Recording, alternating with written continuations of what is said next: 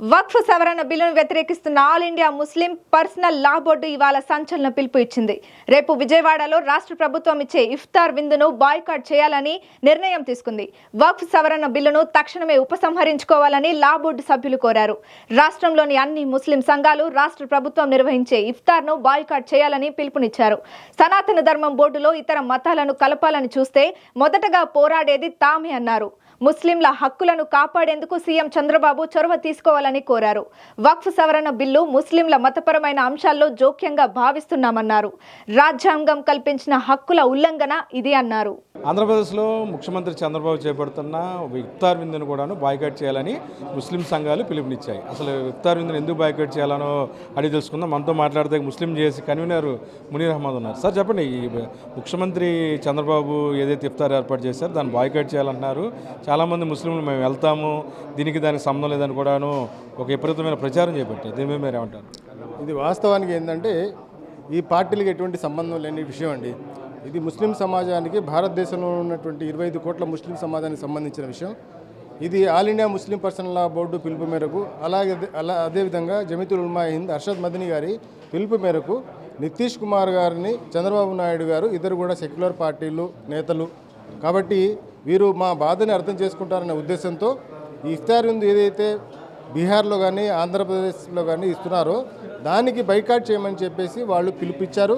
ఆ పిలుపు మేరకు ఈరోజు మేము ప్రెస్ కాన్ఫరెన్స్ చేశాము.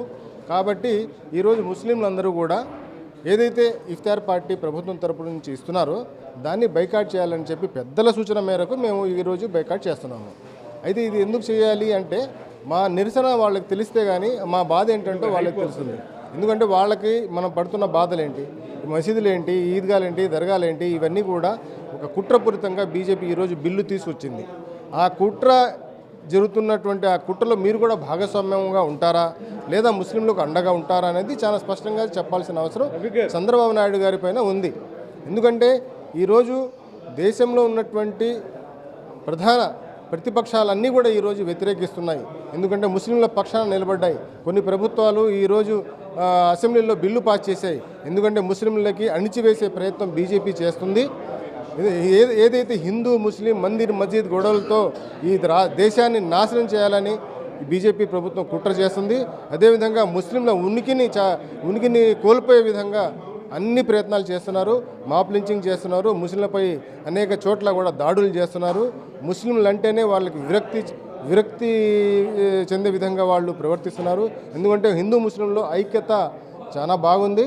కానీ బీజేపీ వాళ్ళు కావాలని రాజకీయం చేసి హిందూ ముస్లింల ఐక్యతను దెబ్బతీసే ప్రయత్నం బీజేపీ చేస్తుంది. కాబట్టి ఈరోజు మీరు ముస్లింల పక్షంగా ఉన్నారా లేదా మీరు బీజేపీ ఎన్డీఏ కూటమిలో ఉన్నారు కాబట్టి వాళ్ళు చెప్పిన విధంగానే మీరు నడుచుకుంటారనేది చంద్రబాబు నాయుడు స్పష్టం చేయాలి. మీ చిత్తశుద్ధిని నిరూపించుకోవాల్సిన అవసరం ఈ చంద్రబాబు నాయుడు గారికి ఉంది. రేపు జరగనున్న ఇఫ్తార్ని మీరందరూ కూడాను బాయ్కాట్ చేయాలని ఏదైతే all India Muslim personal board పిలుపుని మీరందరూ కూడాను ఇచ్చేస్తున్నారు. ఈ నేపథ్యంలో అదేమైనా వ్యతిరేకత వచ్చే అవకాశం ఉందా? ప్రభుత్వం ఏ విధంగా దీని మీద స్పందిస్తుంది? చూడండి, భారతదేశంలో ప్రజలు తమ యొక్క నిరసనను తెలపడానికి కూడా రాజ్యాంగం మనకి దిశానిర్దేశం చేసింది. దాని వెలుగులోనే ఈ నిరసనలన్నీ జరుగుతాయి తప్ప రాజ్యాంగ విరుద్ధమైనటువంటి ఏ చర్య కూడా ఎక్కడ కూడా నిరసనలో తెలియజేయడం జరగదు. ముఖ్యంగా ప్రజలు తమ యొక్క అయిష్టాన్ని, తమ యొక్క బాధని తెలియజేయడానికి అనేక రకాల మార్గాలు మనకు రాజ్యాంగం కల్పించింది. అందులో ప్రభుత్వపరంగా ఏదైనా జరుగుతున్నప్పుడు ఆ ప్రభుత్వపరమైనటువంటి ఆ పని నుంచి బాయ్కాట్ చేయడం కూడా ప్రభుత్వానికి తెలియజేసే విధానంలో ఒక విధానం అండి.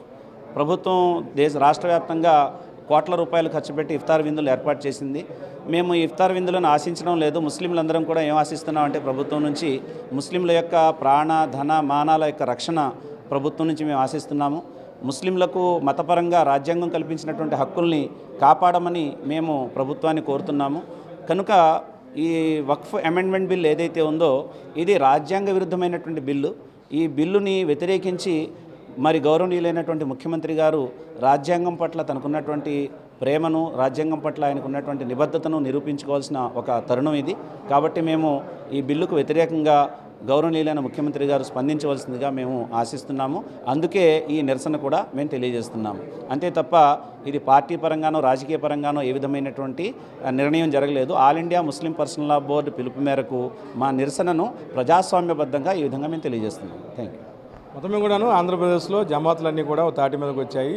ఏదైతే ముస్లిం పర్సనల్ బోర్డు సంబంధించి ఏదైతే పిలుపు మేరకు ఈ కార్యక్రమం చేస్తున్నామని వక్స్ సవరణ బిల్లుకు వ్యతిరేకంగా చంద్రబాబు తను ఏదైతే ముస్లింల పక్షాన పోరాడాల్సిన అవసరం ఉంది, ఆయనకి తమ మద్దతు ఇస్తాం తప్ప ఎటువంటి పార్టీలకు సంబంధించిన అభిప్రాయ భేదాలు కానీ పార్టీలతో సంబంధం లేదని చెప్పి కూడాను ముస్లిం మతవేత్తలు చెప్తున్నారు. ఏదేమైనా సరే చంద్రబాబు నాయుడు అంటే ఆంధ్రప్రదేశ్ రాష్ట్ర ప్రభుత్వం ఏర్పాటు చేసిన ఇఫ్తార్కు వీళ్ళందరూ కూడాను బాయ్కాట్ చేస్తున్నట్లుగా ఈరోజు మీడియా సమావేశంలో వెల్లడించారు.